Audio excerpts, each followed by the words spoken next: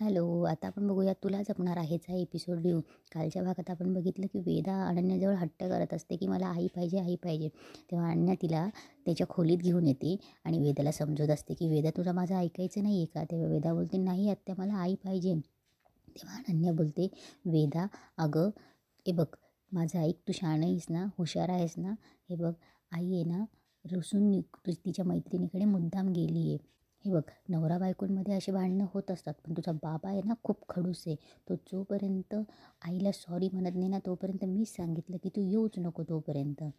तेव्हा वेदा त्यांच्या रूममधली ठेवलेली उलटी पेंटिंग बघते आणि ते पेंटिंग बघत तिकडे जाते आणि बोलते की म्हणून आईने ही पेंटिंग उलटी ठेवली आहे ना, आई रुसली आहे म्हणून. तेव्हा अनन्या बोलते हो. तेव्हा अनन्या बोलते म्हणजे याचा अर्थ आता वेदा तू माझ्या टीममध्ये ना. तेव्हा वेदा बोलते हो आत्या आता मी तुझ्या टीममध्ये. इकडे अथर्व एकटाच उभा असतो बाहेर आणि बाहेर चांदणं बघत असतो. तेव्हा माया येते आणि माया बोलते की अथर्व कुल्फी. तेव्हा अथर्व बोलतो नाही नाही माया माझी इच्छा नाही आहे. तेव्हा माया त्याला आग्रह करत असते अरे अथर्व का ना, थंडीत कुल्फी खाऊन बघितली, कर ना ट्राय, खूप मस्त असतं. तेव्हा ती जबरदस्ती अथर्वला कुल्फी देते, अथर्व नाही म्हणत असतानासुद्धा.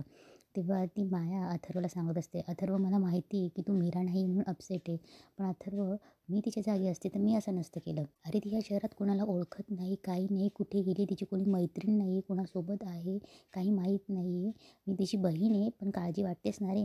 तेव्हा अथर्व बोलतो की काय बोलतेस माया, कोणाबरोबर आहे म्हणून, माझा मीरावर पूर्ण विश्वास आहे. तेव्हा माया बोलते विश्वास तर असायलाच पाहिजे, हा तुझ्या मनाचा मोठेपणा आहे. मी फक्त एवढंच म्हणते की मी तिच्या जागी असती तर असं नसतं केलं. नवरा रागवलाय म्हणून असं कसं कुठे जाऊ शकते ती. बरं ऐक कुल्फी खा. तेव्हा अथर्व कुल्फी हातात धरतो आणि त्याला सारखं मीराला तो जेव्हा एकदा कुल्फी देतो आणि मीरा अशी बोलत असतो ना ते त्याला आठवत असतं. तेव्हा तो मीराला बोलत असतो की मीरा कुल्फी ट्राय कर ना. तेव्हा मीरा नाही म्हणते. तेव्हा अथर्व बोलतो की मीरा अगं कुल्फीला कधी नाही नाही म्हणायचं असतं, खा ना. तेव्हा मीरा ती कुल्फी त्याच्या हातातून घेते आणि ते दोघं कुल्फी खाता हे त्याला आठवत असतं. तेव्हा अथर्व तिच्या मीराच्या विचारांमध्ये इतका गुंतलेला असतो की त्याची कुल्फी पूर्ण वितळत असते. माया त्याच्याकडे बघत असते. तेव्हा माया त्याला हलवते आणि बोलते अथर्व खा ना कुल्फी. तेव्हा अथर्व कुल्फी बघतो आणि त्याच्या हातातनं ती कुल्फी गळून खाली पडून जाते. तेव्हा माया बोलते की अथर्व अरे थांब मी तुझ्यासाठी दुसरी कुल्फी आणते. तेव्हा अथर्व बोलतो नाही माया इट्स ओके, असंही माझी इच्छा नव्हती. तेव्हा माया त्याला सांगते की अरे थांब ना मी घेऊन येते ना. तेव्हा अथर्व नाही बोलतो आणि तसंच तिथून निघून जातो. तेव्हा मायाला खूप चिड येते. माया तिच्या हातातली कुल्फीसुद्धा फेकून देते. तेव्हा अथर्व आपल्या खोलीत येतो. तेव्हा तो वेदाला बोलतो माझी बबुडी. तेव्हा वेदा बोलते बाबा आलास तू, चल ना ये ना झोपायला. तेव्हा अथर्व बोलतो की आलोच. तेव्हा अथर्व झोपायला तिथे जातो. तेव्हा वेदा अंगावर पांघरून घेऊन झोपते. तेव्हा अथर्व बोलतो एक मिनिट पण आई कुठे, आई आलीच नाही. तेव्हा वेदा बोलते बाबा जाऊ दे ना. वेदा उठून बसते आणि बोलते की बाबा आपल्याला उद्या लवकर उठायचे, लवकर आवरायचे, चल पटकन झोपून घेऊया. तेव्हा अथर्व विचार करतो की ही वेदा मला मीराबद्दलचा वेदाने हट्ट का सोडला.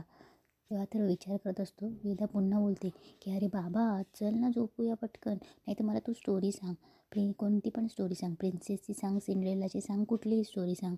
तेव्हा अथर्व बोलतो तुम्ही सगळी मिळून मला वेड्यात काढतायत ना, मला माझ्यावर माझी मजाक घेत आहेत ना, जाऊ दे मला नाही झोपायचं, मी जातो तिकडे जाऊन सोफ्यावर झोपतो. तेव्हा अथर्व उठतो, आपली पिलो घेतो आणि तिकडे सोफ्यावर जाऊन झोपतो आणि गुपचूप वेदाकडे बघत असतो. तेव्हा वेदा मनात बोलत असते की सॉरी बाबा, पण मला आत्याने सांगितले, काय करू मी, सांगू का तुला. वेदा अथर्वकडे बघून मनात विचार करत असते. इकडे मंजिरी मार्जरीकडे आलेली असते आणि मार्जरीला विचारत असते की मार्जरी हा काल मूकमणी चमकत का नाही आहे, आता तर मनुष्य आणि आत्म्यामध्ये भेदही निर्माण झाला आहे, मीरा घरात नाही आहे. तेव्हा मार्जरी बोलते की मंजिरी त्या मायामध्ये राहून तू सुद्धा निर्बुद्ध होत चालली आहेस. अगं मनुष्य आणि आत्म्यामध्ये भेद म्हणजे त्या दोघींमध्ये दरी निर्माण व्हायला पाहिजे. जेव्हा मीरा आणि अंबिकामध्ये दरी निर्माण होईल, त्यांच्यामध्ये एक भावनिक दरी निर्माण होईल, द्वेष निर्माण होईल, तेव्हाच हा काल मुकमणी चमकेल. वेदा इकडे अथर्वकडे बघत असते. अथर्व सोफ्यावर झोपलेला असतो. तेव्हा वेदा उठते आणि अथर्वकडे जाते आणि बोलते बाबा बाबा. तेव्हा अथर्व तोंड तिकडे करून घेतो. तेव्हा वेदा पुन्हा त्याच्या चेहऱ्याच्या साईडने जाते आणि बोलते बाबा बोल ना रे माझ्याशी. अथर्व बोलतच नसतो. तेव्हा वेदा बोलते बाबा ऐक ना रे, बोल ना माझ्याशी. तेव्हा अथर्व बोलतो का बोलायचं मी, तुला तर आत्या आणि आईशी बोलायला आवडते ना.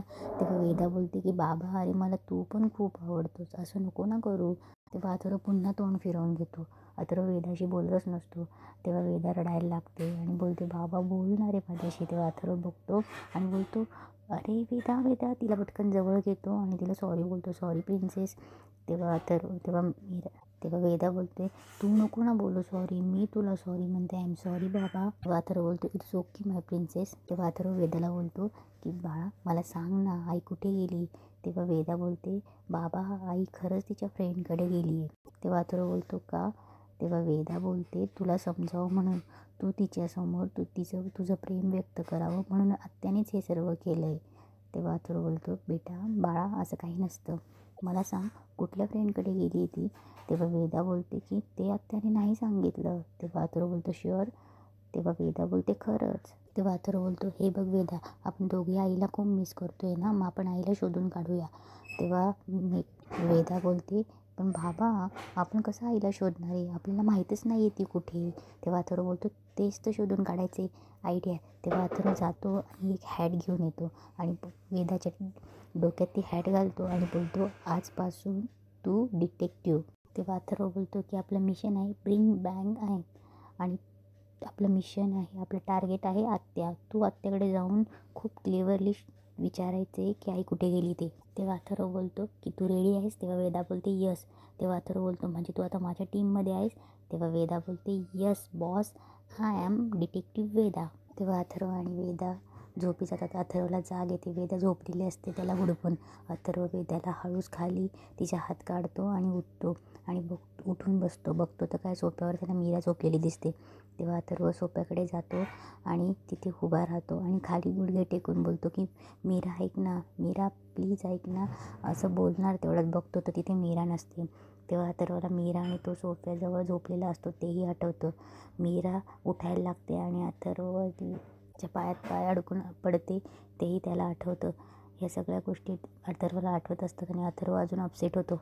इकडे दुसऱ्या दिवशी सकाळी नर्मदा दादासाहेबांना सगळ्यांसमोर हॉलमध्ये सांगत असते की दादा ऐकणार आहे, तू समजतोयस त्याची वहिनी नाही आहे. तेव्हा नर्मदा बोलत असते की दादा अरे माझ्यावर विश्वास ठेव, एक नंबरची कपटी धूर्त कपटी ही वहिनी. तुला माझ्यावर विश्वास नसेल ना, तुला खोटं वाटत असेल ना तर मायाला विचार.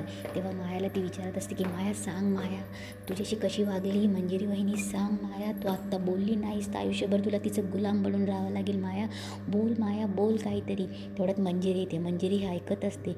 मंजिरी इतकी चिडते आणि जोरात बोलते नर्मदा आणि सगळ्यांसमोर नर्मदा जवळ येते आणि नर्मदाचा गळाच पकडते. नर्मदाला बोलत असते की मी तुला सोडणार नाही नर्मदा. तेव्हा तिला मंजिरीला सगळे आडवत असतात. वेदाही घाबरते. वेदा पटकन अथर्वला मिठी मारते. मंजिरी नर्मदाला सोडतच नसते आणि मंजिरीचे अचानकच हातांना हात जळायला लागतात. तिचं नेहमीसारखे तिचं रूप बाहेर यायला लागतं. तेव्हा मंजिरी घाबरते आणि ओरडते आणि तशीच झोपेतून जोरात ओरडते. तेव्हा दादासाहेब पटकन उठतात आणि बोलतात की मंजिरी काय झालं. तेव्हा तिथे मंजिरीला पाणी देतात. दादासाहेब बोलतात की मंजिरी काही स्वप्न बघितलं का. मंजिरीला सुचत नसतं की काय बोलावं. तेव्हा मंजिरी पटकन बोलते की मीराची काळजी वाटते, अथर्वही अपसेट आहे. तेव्हा दादासाहेब बोलतात की मीराची काळजी करू नको अगं, अनन्याची एक सावली म्हणून कोणीतरी मैत्रिणी, तिच्याकडे मीरा सेफ आहे आणि हे बघ ते जेवढे दूर राहतील दोघं एकमेकांपासून तेवढं त्यांना एकमेकांच्या प्रेमाची, अथर्वला मीराच्या प्रेमाची किंमत कळेल आणि ते मंजिरीला शांत करून झोपायला लावतात. तेव्हा मंजिरी विचार करत असते की लवकरात लवकर मला काहीतरी करायला हवं आणि इथेच आजचा एपिसोड संपतो.